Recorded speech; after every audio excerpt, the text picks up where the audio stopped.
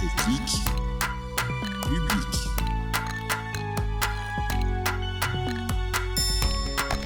Technique, public. Pourquoi choisir le service public? Pour quel métier? Pourquoi faire? Ici, on te donne le déclic pour t'engager au cœur du service public.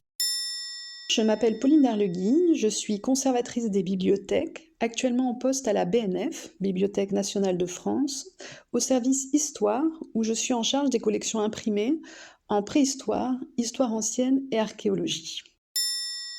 Après mon master en histoire et archéologie romaine à l'université d'Aix-Marseille, j'avais la possibilité de poursuivre en thèse, mais j'étais aussi attirée par les métiers du patrimoine. Conservation, gestion, transmission, médiation du patrimoine. J'ai alors présenté ma candidature à la classe préparatoire au concours de conservateur du patrimoine à l'école du Louvre. Et en parallèle de ma préparation à l'école du Louvre, au concours de conservateur mais aussi au concours d'attaché de conservation, j'ai effectué différents stages, différentes vacations pour mieux comprendre ce qui pouvait me plaire dans les métiers du patrimoine. J'ai fait une vacation aux archives historiques du ministère des Affaires étrangères, où je devais préparer des collections photographiques qui devaient partir en numérisation.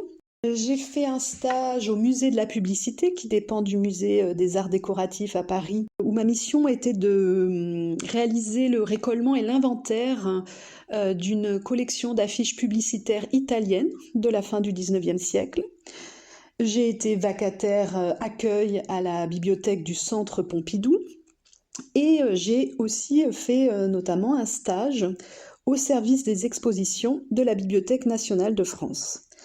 Et grâce à ces expériences professionnelles, j'ai décidé de ne plus passer les concours de conservateur du patrimoine attaché de conservation, mais de passer les concours des bibliothèques avec l'idée de travailler en bibliothèque bien sûr, mais sur des collections patrimoniales.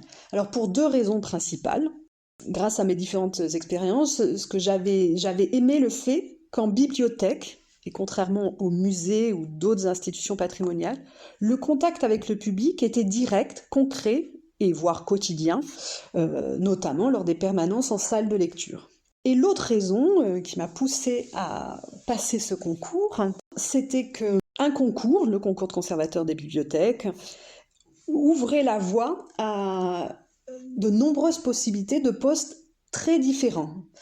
Tout d'abord très différents dans la nature des établissements où l'on peut exercer. Donc on peut exercer en bibliothèque municipale avec des fonds patrimoniaux, en bibliothèque universitaire, dans les deux gros établissements du ministère de la Culture, donc la BNF et la bibliothèque du Centre Pompidou, la BPI. On peut également travailler en administration centrale, au service du livre et de la lecture du ministère de la Culture, ou en administration déconcentrée, dans les DRAC. Et enfin, donc, dans la nature des établissements, mais aussi dans la nature des postes. On peut à la fois avoir un poste très scientifique en tant que chargé de collection, et là aussi, on peut être en charge de collection imprimée, ou de collection photographique, ou de collection de manuscrits, ce qui est à chaque fois différent.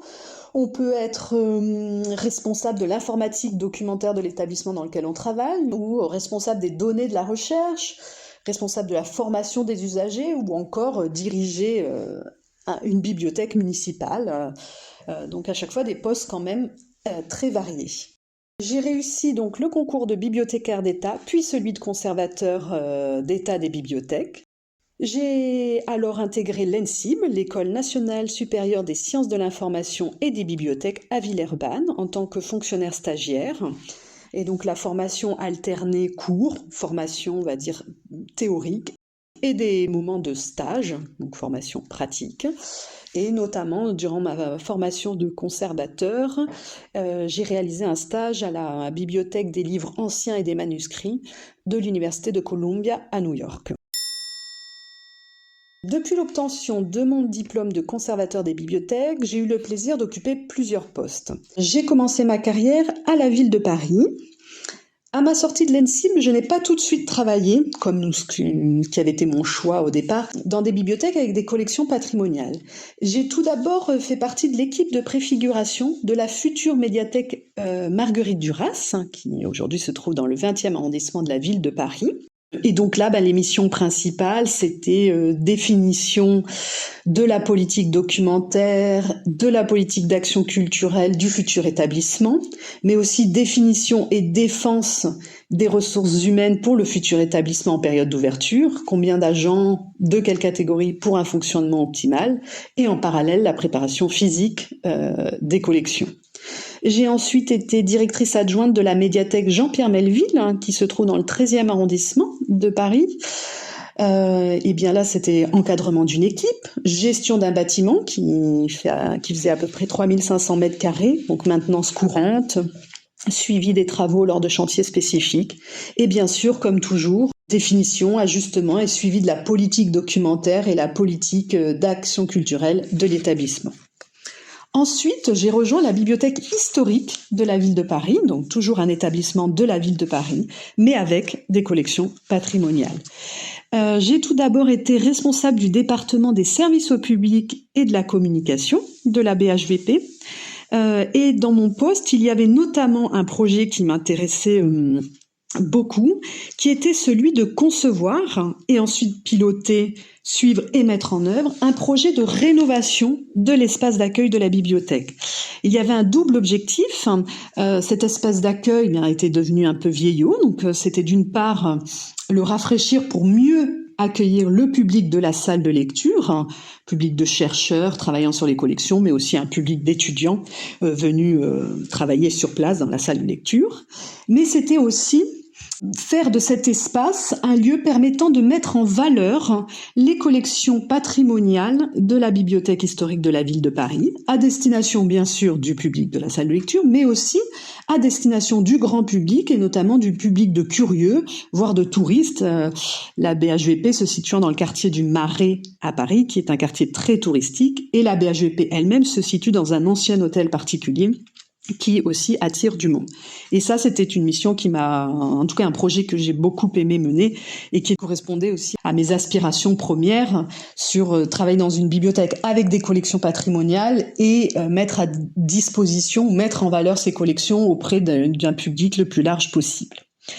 Ensuite, j'ai occupé un autre poste au sein de la bibliothèque historique de la ville de Paris. J'ai été en charge du département des collections imprimées, donc le département qui est en charge de ces collections du 16e à nos jours, en charge intellectuellement et physiquement de ces collections, collecter, conserver, signaler, communiquer et valoriser ces collections. Et depuis 2021, je suis, comme je le disais quand je me suis présentée, je travaille à la BNF, où je suis en charge des collections en préhistoire, histoire ancienne, archéologie.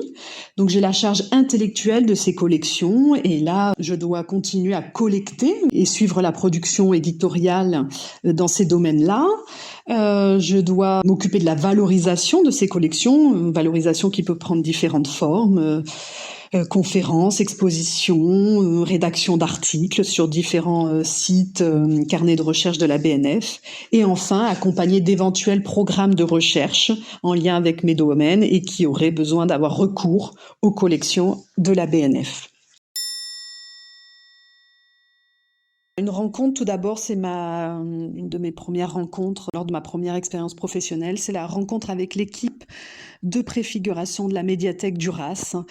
Une équipe expérimentée et surtout très investie dans tous ses choix et dans tout ce qu'elle opérait pour le public. Et ça avait donc confirmé en tout cas mon choix de travailler en bibliothèque. Et pourquoi travailler en bibliothèque? Travailler pour les publics qui allaient fréquenter le futur établissement. Un autre beau souvenir, en tout cas qui m'avait marqué, c'est ma première réunion de direction à la bibliothèque historique de la ville de Paris.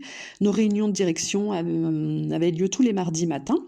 Et je me souviens de cette première réunion où on était tous là, les différents responsables de département, pour gérer des questions d'ordre pratique, gestion de l'équipe, gestion du bâtiment. Mais c'était aussi un temps d'échange sur des questions plus bibliothéconomiques, scientifiques, sur les collections dont on avait la charge. Et ça avait été un moment très riche aussi en enseignement. Des conseils pour une personne en recherche d'orientation, eh bien multiplier les expériences professionnelles, donc stage ou vacations, c'est encore mieux des vacations car c'est rémunéré, dans le domaine qui nous intéresse pour comprendre justement ce qui nous intéresse ou ce qui nous plaît ou ce qui nous plaît moins dans le domaine où l'on aimerait travailler. Et comme je l'expliquais au début, c'est comme ça que j'ai changé un peu mon orientation et que j'ai passé les concours des bibliothèques. 3 mots pour résumer mon métier. Eh bien, je commencerai tout d'abord par polyvalence, qui était une des raisons pour lesquelles j'ai choisi de passer le concours de conservateur des bibliothèques. La polyvalence, et que ensuite j'ai pu expérimenter par les différents postes que j'ai occupés. La polyvalence, elle peut être au sein même d'un poste. En effet, en tant que conservateur de bibliothèque, on peut être amené à avoir des tâches assez diverses. Et polyvalence, elle peut être aussi tout au long de la carrière par les différents postes que l'on peut occuper. Deuxième mot, rencontre. Rencontre avec d'autres collègues au parcours multiples, variés.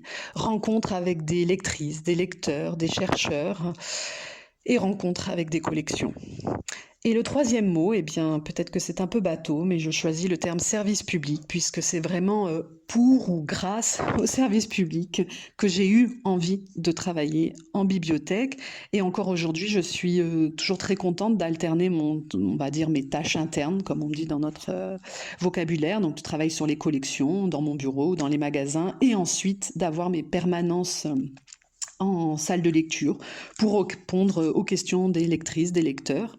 Et ce service public se fait aussi à distance par les questions que l'on peut avoir des lecteurs, des lectrices, des chercheurs. À la BNF, c'est par le service Sinbad. À la ville de Paris, c'était par le service Eurequa. Merci à vous tous de nous avoir écoutés, en espérant que ce récit vous aura aidé à y voir plus clair dans les métiers du service public. Si vous avez aimé cet épisode ou s'il vous a fait penser à quelqu'un, partagez-le. Pour découvrir d'autres métiers du service public, abonnez-vous à notre podcast et on se retrouve très vite pour un prochain épisode. C'était Déclic Public, le podcast du réseau des écoles de service public.